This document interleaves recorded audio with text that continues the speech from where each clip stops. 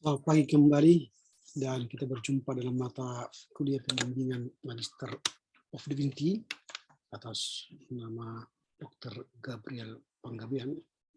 Dalam pertemuan kali ini akan membahas materi paper yang kedua yang berkaitan dengan Trick News Journal. Kiranya melalui pembahasan kali ini akan semakin memantapkan Amang Panggabean dalam rangka penulisan jurnalnya. Sehat-sehat. Ya, yalah sehat, Abang, sehat. Ya, baiklah. Senang berjumpa lagi dengan Amang pada hari ini. Kita akan membahas tentang paper Amang yang bagian yang kedua soal trik menulis jurnal. Ya, sebelum kita membahasnya, marilah kita memohon hikmat Tuhan agar perbincangan kita pada hari ini diberkatinya, sehingga kita semakin memahami tugas kita ke depan. Baik, kita berdoa. Bapa dalam surga, kami bersyukur pagi ini kami boleh bertemu kembali dengan Amang Panggabean dalam rangka membincangkan tugas paper yang kedua di metodologi penelitian. Dan dari awal kami akan berbincang soal trik menulis jurnal, semakin memantapkan Amang Panggabean dalam mengerjakan tugas-tugas papernya. Terpujilah Engkau Bapa demi Kristus Yesus. Amin. Ya, terima kasih Amang. Kita bisa bertemu kembali dalam pembahasan kita yang berkaitan dengan paper yang kedua yang berbicara soal trik menulis jurnal. Ya, trik menulis jurnal itu memang ada banyak cara, namanya pun trik ya. Intinya bagaimana kita diterima di sebuah jurnal. Tulisan kita itu diterima di sebuah jurnal. Itu sebenarnya intinya. Bahwa setiap jurnal punya trik template, punya bentuk atau sebuah formulasi yang akan kita ikuti. Nah, itu jadi setiap jurnal itu punya template. Template itu bentuk lah. Misalnya seperti ini. Saya tunjukkan dulu contoh template. Nah ini, misalnya jurnal ini? Sebentar.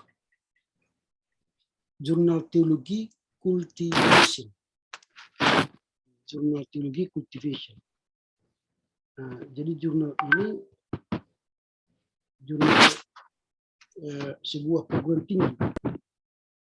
Nah, jadi bagaimana cara supaya paper kita diterima di jurnal cultivation ini di sini? Tentu kita akan mengikuti apa yang menjadi aturan mereka. Aturan mereka apa? Nah, aturannya kalau judul itu dibuat dalam huruf Roman 14.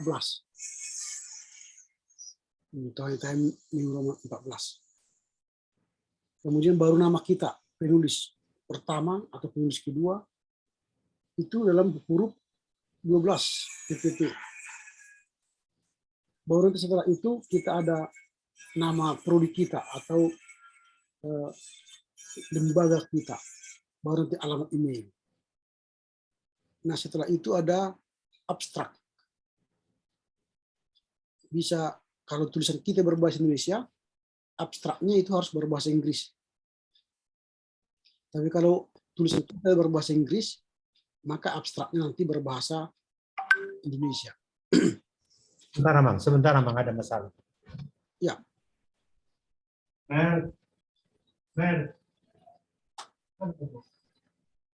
Sebentar.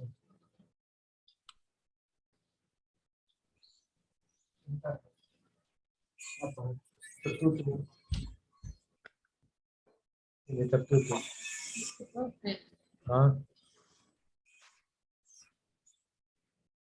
Ya. Makasih, Mang. Minta bantu dari Samana. Ya, ya. Ya. Saya ulang lagi, dalam sebuah jurnal memiliki aturan atau namanya template yang harus kita ikuti. Misalnya jurnal cultivation tadi saya katakan dia punya aturan, judulnya itu Times New Roman, hurufnya itu 14 di center, di kalimat, di tengah.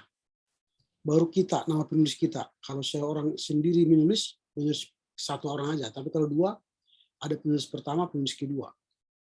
Baru nama penulis itu 12 fonts 12.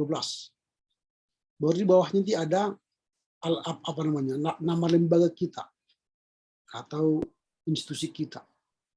Setelah itu ada alamat email. Itu 10, font 10. Tadi nama institusi itu pun tadi font 10. Baru setelah itu ada abstrak. Nah, abstrak itu kalau dia berbahasa Indonesia tulisan kita, maka abstraknya berbahasa Inggris. Kalau bahasa Inggris tulisan kita, abstraknya berbahasa Indonesia. Tapi dua-dua biasanya ada abstrak. Nah, abstrak itu harus dibuat keyword atau kata kunci. Biasanya ini 5 suku kata. Paling maksimal. Nah, ini ada kata kunci. Baru setelah itu baru ada pendahuluan, kemudian ada metode penulisan, ada hasil dan pembahasan, baru ada kesimpulan dan saran. Setelah itu daftar ucapan terima kasih dan daftar pustaka. Ini salah satu contoh template dari sebuah jurnal. Jadi kalau kita ingin menulis misalnya ke jurnal cultivation ini, maka kita harus mengikuti template mereka. Jadi kalau kita mau menulis sini di jurnal ini, ikuti aturan mereka. Itu contoh. Nah, contoh kedua misalnya template yang berikutnya, ini ada template lain dari sebuah jurnal, karena setiap jurnal itu berbeda-beda template-nya.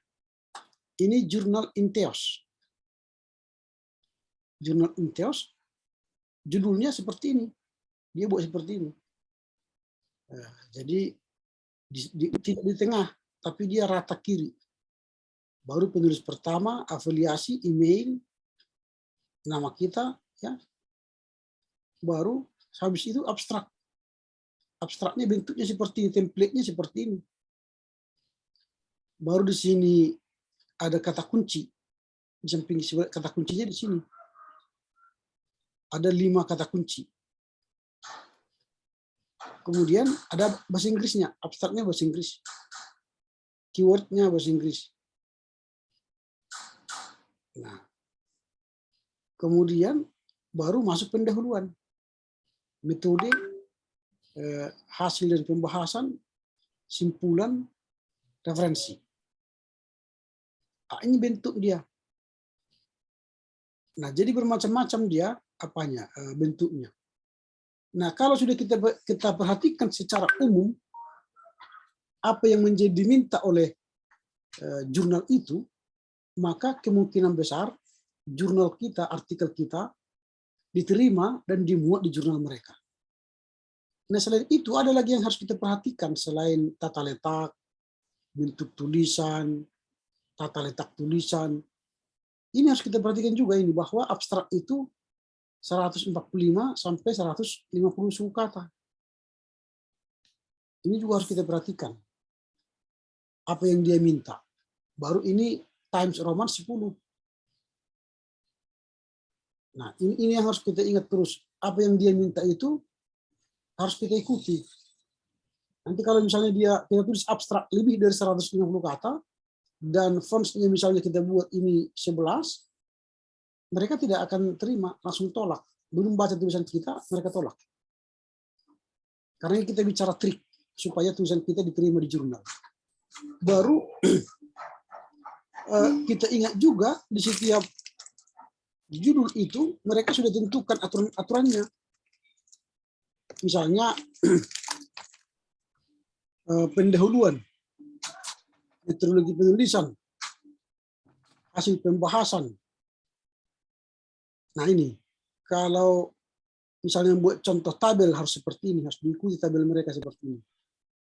Kalau kita membuat tabel nanti, kalau tidak membuat tabel, tak usah ikutin. Tapi kalau kita buat tabel, kita ikuti ini. Kemudian daftar pustaka. Nah, kalau dia sudah minta modelnya apa style. Apa style itu American Psychological Association. Bahasa Indonesianya itu catatan perut. Jadi dia bukan catatan kaki. Catatan kaki itu adalah turabian. Nah, itu nanti bisa kita lihat ketika kita menulis paper itu di reference. Di sini ada itu bentuknya. Apakah dia bentuk turabian atau apa? Nanti di sini kita lihat itu.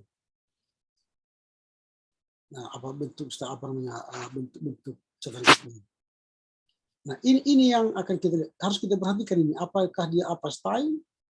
Apakah dia turabian style? Nanti mereka tentukan itu. Itu harus kita ikuti. Nah, kalau ini misalnya tadi jurnal Inteos itu dia pakai apa style? Kalau jurnal satu lagi tadi yang nomor 1 tadi, yang ini dia menggunakan kita lihat dulu apakah dia gunakan. Dia menggunakan turabian. Ini kan harus diikuti ini turabian. Times Roman spasi 1 ke 1,5 bold dipertebal kalau dia judul-judul. Baru kalau ucapan terima kasih sama, ucapan daftar pustaka sama. Nah, baru dia katakan ini minimum 80% dari keseluruhan pustaka diterbitkan 10 tahun terakhir. Jadi harus kepustakaannya itu harus 10 tahun terakhir. Kalau misalnya kita sekarang 2021, berarti tahun 2011 itulah paling tinggi terbitan bukunya. Nah, artikel juga begitu. Artikel yang kita gunakan pun harus paling tidak berisi 10 daftar pustaka acuan. Dia sudah tentukan ada 10 artikel. Jadi selain buku, dia sudah sampaikan 10 artikel, 10 buku yang ditulis 10 tahun belakangan. Kemudian penulisan rujukan di dalam teks artikel daftar pustaka sebaiknya menggunakan program aplikasi misalnya Mendeley, EndNote, atau Zotero. Dia sudah menentukan pakai Mendeley, pakai EndNote, atau Zotero.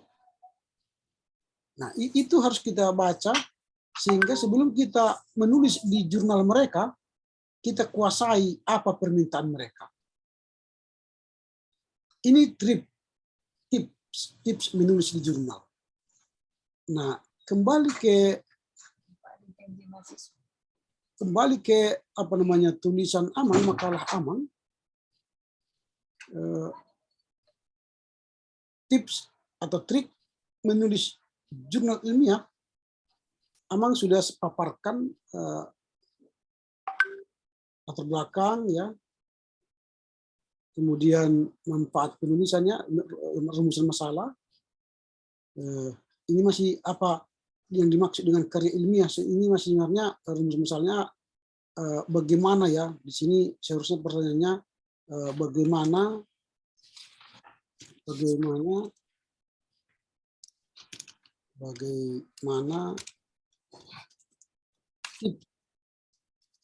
menulis jurnal ini. Ini seharusnya pertanyaan yang pas ya, karena apa yang dimaksud dengan karya ilmiah ini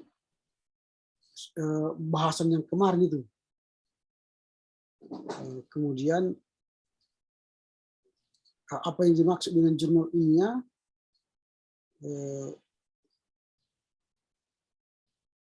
mungkin lebih baik pertanyaannya bagaimana atau apa langkah-langkah untuk menulis jurnal ilmiah. Itu mungkin lebih pas rumusan masalahnya. Baru bagaimana tips trik menulis jurnal ilmiah yang baik, sudah ada ya. Berarti ini sudah hampir sama dengan pertanyaan pertama tadi. Nah, baru tujuan dan manfaat nanti disinkronkan. Kemudian pembahasan. Di pembahasan ini, Amang masih membahas karya ilmiah, kemudian ciri-ciri karya ilmiah, baru jurnal. Nah, jurnal ilmiah itu adalah terbitan berkala yang tulisan ilmiah dan menjadi media penghubung antara penulis dan pembaca. Ya betul. Kemudian jurnal ilmiah itu secara umum berfungsi untuk registrasi, betul, dia menjadi sebuah registrasi untuk mendaftar suatu penemuan dan pengakuan kepemilikan hak atas temuan atau mendokumentasikan temuan tersebut. Betul itu. Bahwa maka ada haki ya, hak atas kekayaan intelektual, haki. Jadi bisa didaftarkan itu ke Departemen Hukum dan HAM sehingga kita mempatenkan karya tulis kita. Itu jurnal ilmiah. Dengan adanya jurnal ilmiah, kita bisa mempatenkan bahwa kitalah penemu dari artikel itu. Jadi dia sebut registrasi. Jurnal itu berfungsi untuk registrasi. Yang kedua, jurnal ilmiah itu berfungsi untuk diseminasi. Diseminasi itu komunikasi dan pemberitaan kepada sejawat, teman-teman, gitu ya, hal-hal apa yang sudah kita kaji, apa temuannya. Nah, sehingga orang lain atau teman-teman sejawat kita, peneliti juga bisa melanjutkan atau mensitasinya, mengutipnya sebagai bentuk pengakuan komunitas ilmiah. Nah, itu baru yang berikut selain diseminasi, registrasi, diseminasi, kemudian ada pengarsipan.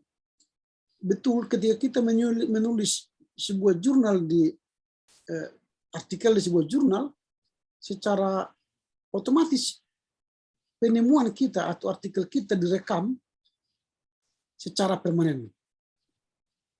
Jadi secara permanen temuan dan hasil penelitian kita itu direkam, sehingga tidak bisa orang lain mengklaim itu temuannya, tapi temuan kita itu menjadi bukti sahih bahwa kitalah penulis atau penemu dari teori atau pemikiran itu. Kemudian fungsi lain adalah sertifikasi. Nah, sertifikasi itu adalah untuk mendapatkan pengakuan. Sebentar dulu ya. Halo.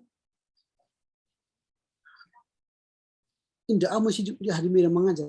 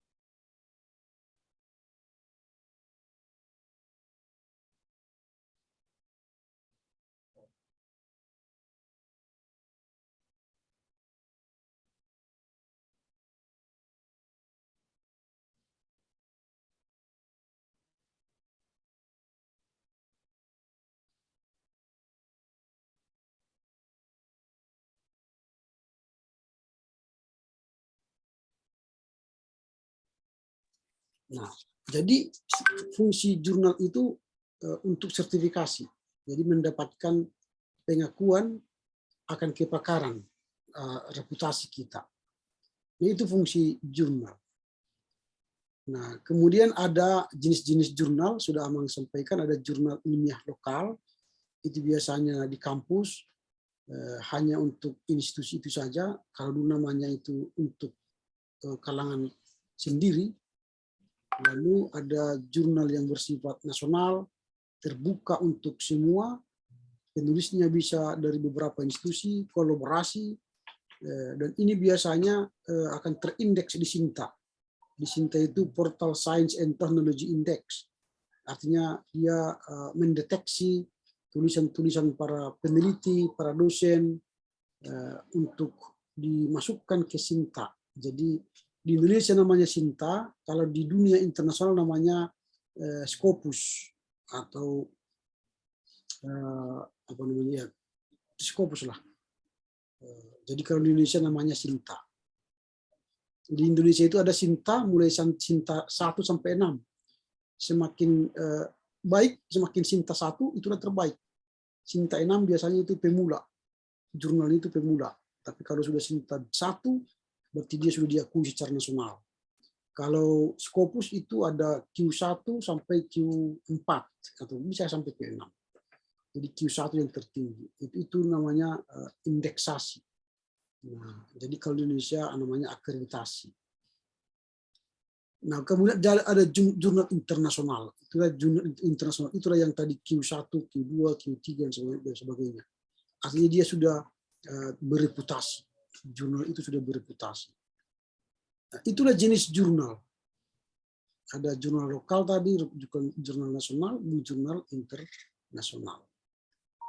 Nah, kemudian Amang sudah menulis trik menulis jurnal. Trik menulis jurnal itu kita harus memahami apa sebenarnya isi dari sebuah artikel. Nah, sebuah artikel itu Amang sudah mulai dengan sebuah judul. Judul itu tidak boleh panjang-panjang, hanya 10 kata minimal dalam bahasa Indonesia ya. Dalam bahasa Inggris, Indonesia 12 suku kata, dalam bahasa Inggris 10 suku kata. Dan itu bisa huruf besar, tapi tergantung juga kepada template dari jurnal tadi. Ada yang berbuat bahasa Indonesia, ada yang bukan bahasa, bukan huruf besar, tapi juga ada huruf kecilnya, sentence letter misalnya. Nah, itu tergantung template-nya. Kemudian setelah judul ada abstrak tadi, di bawah abstrak itu ada lagi tadi kata kunci, ada tadi kalau di bawah judul tadi ada nama, ada nama program studi atau nama alamat email, itu untuk judul. Untuk abstrak tadi ada kata kunci, dia bisa dalam bahasa Indonesia dan bahasa Inggris. Dia bervariasi, jumlah suku katanya ada 150 sampai 200 kata, ada yang 100 sampai 150 kata, tergantung kita diminta oleh template-nya itu, oleh jurnal itu berapa suku kata. Tapi biasanya dia maksimal 200 kata itu, tidak bisa lebih. Lalu bentuk-bentuk apanya, bentuk-bentuk informasinya, apakah dia catatan perut apa atau dia footnote, catatan kaki pakai turabian, itu juga harus diperhatikan.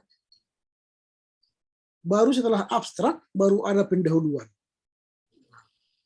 Nah, pendahuluan ini berisi apa itu latar belakang, alasan mengapa kita memilihnya, apa persoalan penelitian di sana, atau apa kegelisahan kita sebagai penulis atas judul yang kita pilihkan. Itu latar belakang. Baru masuk metode penelitiannya. Metodologi ini berbicara soal bagaimana kita hendak menjawab kegelisahan itu, kegelisahan kita dalam pendahuluan tadi, latar belakang itu. Bagaimana kita menjawab kegelisahan itu supaya diselesaikan secara ilmiah. Itulah metodologi penelitian. Kemudian hasil, tentu semua kegelisahan itu, permasalahan akademis tadi, permasalahan penelitian tadi harus dijawab secara akademis. Lalu akan ada hasil pembahasan kita. Kita bahas, lalu kita tunjukkan hasilnya. Setelah hasil, tentu kita akan masuk kepada pembahasan hasil penelitian ya, lebih mendalam, baru masuk nanti kesimpulan dan saran.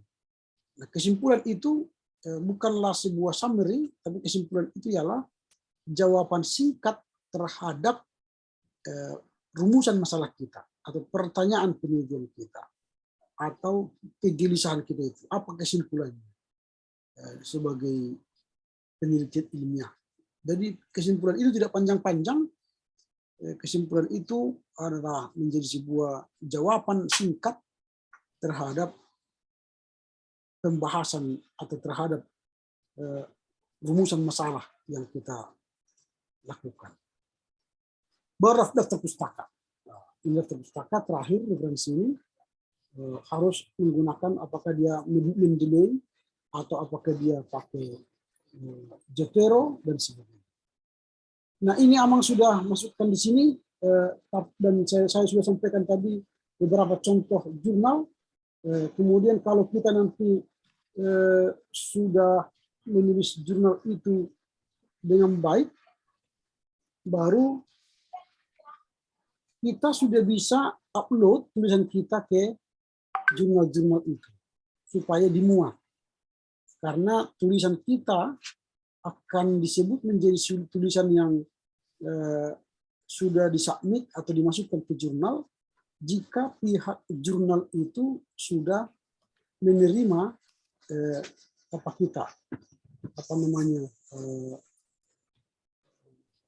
paper kita.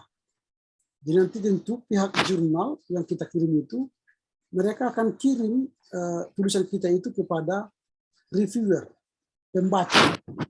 Ada pembaca yang tidak disebut namanya blended reviewer, ada juga open reviewer. Tergantung kebijakan dari jurnal itu sendiri. Apakah mereka menggunakan blended reviewer atau reviewernya itu adalah tidak diketahui. Misalnya contoh, saya kirimkan paper saya ke jurnal ini. Lalu kita akan login, kita masukkan username kita, lalu kita masukkan password kita, baru kita login. Nah ini, nah saya sudah masukkan tulisan saya ke jurnal ini dan sudah submission. Kita sekarang sedang menunggu tindak lanjut dari mereka, arsip kita. Apakah nanti mereka akan jawab? Ini sudah ada jawaban satu kan? Di filter nanti ada filter mereka atau di view. Ini di view. Tulisan kita ini di view. Nah, ini kan saya sudah kirim tanggal 21 November 2021. Nah, baru mereka akan review, nanti copy editing. Kalau sudah oke nanti baru production. Terbitkan. Nah sekarang mereka masih tahap review. Kalau sudah berhasil nanti semua ini, baru dia publication. Diterbitkan nanti ini, dia akan menjadi terbit di jurnal mereka. Nah itu caranya kita menulis sebuah artikel, lalu kita harus kirim artikel kita itu supaya mereka baca. Mereka baca, lalu mereka perbaiki. Nah ini contoh sebuah artikel yang kita submit ke sebuah jurnal. Ini yang saya ini di jurnal internasional, the International Journal of Education, Theology and Humanities. Nah, jadi ini jurnal yang saya kirimkan artikel saya. Nah, ini salah satu contoh pengiriman daripada sebuah artikel di sebuah jurnal. Nah, kita sedang menunggu jawaban mereka. Karena kabar baik dari setiap penulis di sebuah jurnal ialah tulisan kita ditolak. Itu kabar baiknya. Karena tidak setiap tulisan kita diterima oleh setiap jurnal. Kadang-kadang mereka baca, wah tidak sesuai ini kepada Scopus. Scopus itu adalah skop mereka. Kalau tidak sesuai dengan skop mereka, mereka tolak. Misalnya skop mereka pendidikan teologi, tapi kita kirim tulisan tentang pertanian atau tentang peternakan. Mereka belum baca, hanya sekilas itu masalah pertanian dan peternakan, padahal mereka jurnal teologi ya ditolak, langsung decline. Itu belum mereka baca ya, belum mereka kirim ke reviewer, mereka sudah decline, ditolak. Nah itu biasanya. Tapi kalau kita baca Scopusnya, maka kita akan tertolong. Maka misalnya caranya melihat Scopusnya ialah di sini. Kita harus lihat skopnya. Ini. About the journal. Jadi inilah akan kita baca. Lalu nanti ini kita download template-nya. Ini tadi sekalian template-nya itu di-download. Supaya kita ikuti bentuk jurnal mereka. Nah, ini contoh skopnya. Dan jurnal-jurnal lain pun nanti itu ada banyak. Nah, itulah contoh bagaimana kita membuat sebuah jurnal. Nah, itulah dulu memang sebagai pendahuluan bagaimana kita tips ya menulis jurnal kita. Mana tahu ada pertanyaan dari Amang, dipersilakan. Minta tolong dulu nanti Amang apa kirimkan yang Amang tampilkan tadi itu ya Pak ya. Oke, yang saya coret-coret dia Pak Amang kan? Enggak apa-apa supaya bisa saya pelajari. Oke. Dengan gitu. Saya masih belajar ini Pak, agak ini kan pelajaran baru bagi saya ini. Jadi oke, baik. Tolong kirimkan nanti apa Ya, untuk pasti. saya ulang-ulang. Dan template yang tadi pun akan saya kirim nanti ke Amang supaya Amang baca nanti, Amang lihat nanti bentuk template itu. Nanti akan saya kirim. Ya. Nah, memang itulah pekerjaan kita sebagai orang yang menulis di jurnal ini, ya harus ya capek mengikuti keinginan mereka. Karena kita kan hendak belajar untuk mengikuti keinginan daripada jurnal itu. Nah, memang kadang-kadang itu tadi kabar baiknya ialah kita harus rela menerima tolakan mereka. Itu apanya, Mang. Jadi memang jangan, kalau ditolak jangan langsung lemah, karena itu akan melatih kita untuk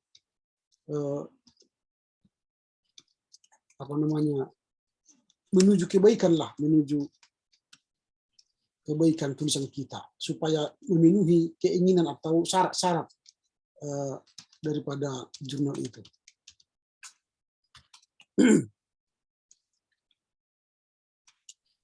Ada lagi Amang pertanyaan? Nantilah saya pelajari dulu Pak. Nanti kan waktu kita jumpa mengenai sejarah gereja pun kan bisa tanya Pak. Kan? Bisa. Jadi pelajar dulu Pak, karena saya pun masih pelajaran baru kali ini. Melihat ini jadi masih meraba-raba. Ya Pak ya. Kalau begitu saya kirimlah dulu ini. Ya Pak. Kemudian bisa Amang pelajari nanti di rumah supaya bisa dibaca-baca Amang. Oke Mang ya? Ya. Baik. Ya Mang. Kalau begitu sampai di sini adalah pertemuan kita dulu. Kita jumpa lagi di minggu depan. Kapan kita mau jumpa lagi Pak? Kalau Amang kirim nanti papernya dalam minggu ini, kita minggu depan jumpa untuk membahas. Sejarah gereja Pak? Ya, boleh. sejarah gereja di Tanah Batak barangkali. Oke. Nah, ya. Oke, ya. Itu ke minggu depan kita jumpa, Mang. Oke, baik. Ya, oke, Mang. Oke, ya. Harus samanya Ambang lah minggu depan atau 2 minggu lagi, Ambang lah. 2 minggu lagi lah kita supaya bisa diamal kerjakan dulu papernya kan. Iya. Oke. Iya, Mang. Oke, sebelum Ya. kita mengakhiri pertemuan kita berdoa ya. Iya, Mang. Ya. Terima kasih Bapak, kami bersyukur telah mengakhiri pertemuan kami pagi ini. Kiranya Tuhan memberkati Amang Panggabean untuk semakin mendalami untuk tugas-tugas paper berikutnya. Pertemuan kami 2 minggu akan datang Tuhan berkati sehingga kami boleh mengerjakan tugas dan pertemuan kami dengan sukacita. Demi Kristus Yesus kami berdoa. Amin. Amin. Amin. Oke, Horas. Ya, Mang.